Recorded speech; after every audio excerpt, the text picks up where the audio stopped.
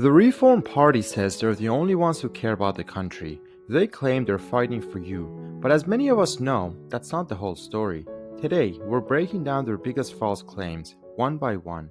We stand for lower taxes for everyone. Lower taxes sound great, but who actually benefits? Their policies might cut some taxes, but they also got essential services like healthcare, education, and infrastructure. So, who really wins? Spoiler, it's not you. Policies promoting tax cuts as a universal benefit always favor high-income individuals while leading to reduced funding for essential public services. Historical evidence from the UK shows that tax reductions primarily benefit the wealthy, as seen during Margaret Thatcher's tenure when the top income tax rate was cut from 83 to 40%, contributing to rising income inequality. Policies such as tax deduction for mortgage interest, retirement savings, and employer-provided benefits also disproportionately benefit wealthier individuals and corporations. Unlike traditional welfare programs aimed at low-income populations, this hidden welfare state often operates unnoticed, reinforcing economic inequalities by channeling more financial advantages to those who already have significant resources. Even when welfare is directed towards the poor, however, it rarely stays in their hands for long. In our current economic system, every penny of assistance is funneled straight into survival, food, rent, transport, and other basic necessities. But here's the catch. In a world where these essentials are privatized and controlled by the wealthy, welfare doesn't truly uplift the poor. It merely acts as a pipeline, transferring public money into private hands. The poor, with no alternative, are forced to hand over their aid to landlords, corporations, and transit companies just to exist. What seems like support for the vulnerable is in reality an indirect subsidy to the rich, wrapped in the illusion of generosity. It is also weaponized to instill a sense of inadequacy and shame, leading individuals to internalize blame for their socioeconomic struggles rather than recognizing the broader systematic forces at play. We're the only party that cares about the working class. If they truly cared about workers, they'd support fair wages, unions, and job security, but their track record, it says otherwise. So don't let the branding fool you. The party has consistently opposed the Employment Rights Bill, which seeks to ban zero-hour contracts and extend sick pay, despite 72% of UK voters, including two-thirds of Reform and Conservative supporters, backing these protections.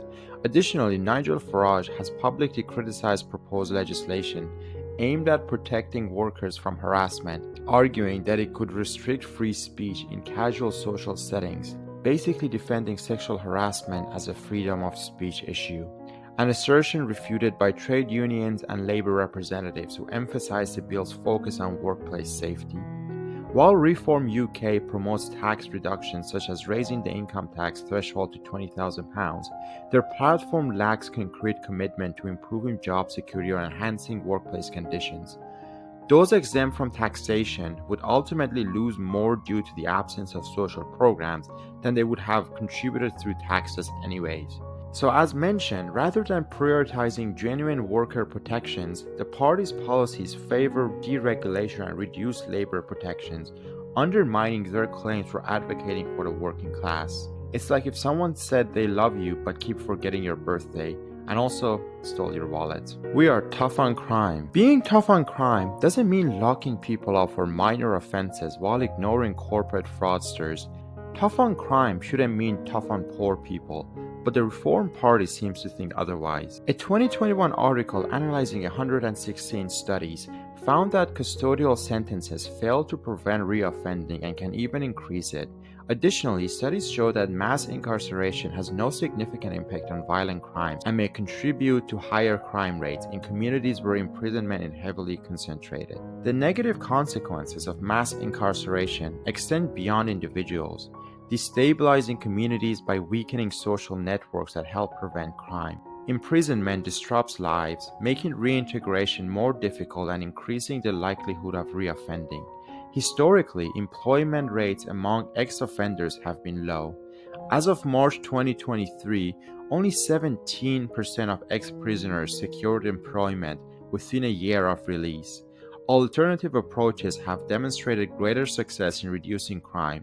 For example, a diversion program in Victoria, Australia, which prioritized warning and support over punitive charges for first-time young offenders, led to a substantial drop in reoffending rates. Migrants and immigrants are draining the economy.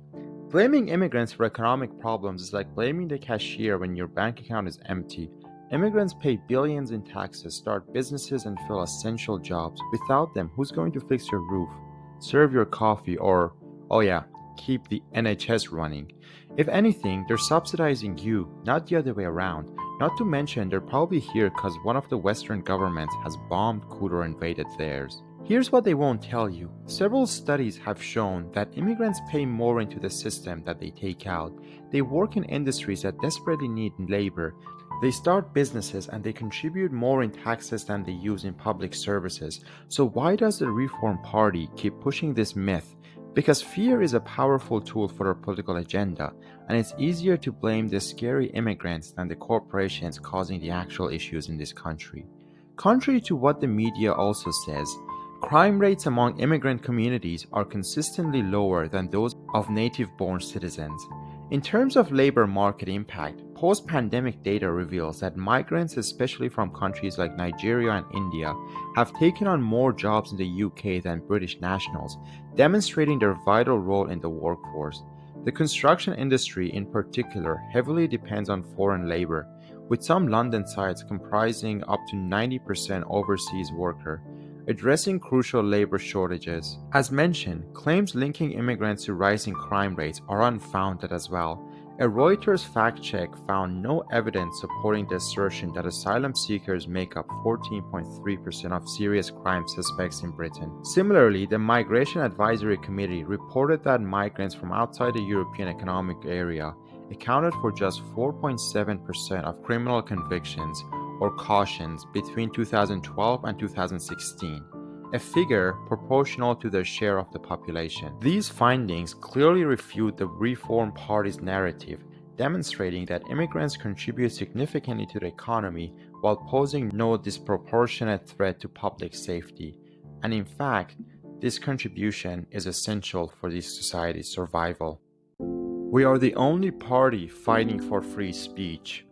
Ah yes, the Reform Party loves free speech, until someone uses it against them, that is. Then suddenly it's a witch hunt. Kind of like a kid who wants to play tag, but only if they're never it. If free speech only applies when they agree with it, that's not free speech, that's just being a sore loser. Defending free speech doesn't mean spreading unchecked misinformation. Right-wing groups, including the Reform Party, often claim to champion free speech, yet their actions suggest a selective and strategic approach rather than a genuine commitment to open dialogue. Frequently, they decry censorship when social media platforms moderate misinformation, hate speech, or election fraud conspiracies, yet remain silent when left-leaning voices face suppression. Public criticism is often misrepresented as an attack on free expression, with fact-checking framed as silencing rather than ensuring accuracy. At the same time, many of these groups support legal measures that restrict activism, protest rights, or journalism that challenge their narratives. In the UK, for example, laws such as the Public Order Act have been used to suppress protest, often with backing from the same figures who claim to defend free speech. This selective application of free speech principles is not confined to the UK. In the United States, Donald Trump has exhibited similar contradictions. While he often proclaimed himself a defender of free speech, his actions frequently targeted journalists and media organizations critical of his administration. So next time the Reform Party tries to sell you their own version of the truth, remember to check the facts. Misinformation spreads fast, but the truth always catches up. Like and subscribe and follow us for more videos like this, as we'll be going through all the major right-wing parties in Europe and covering all their misinformation. Until next time, don't let the hate get ya.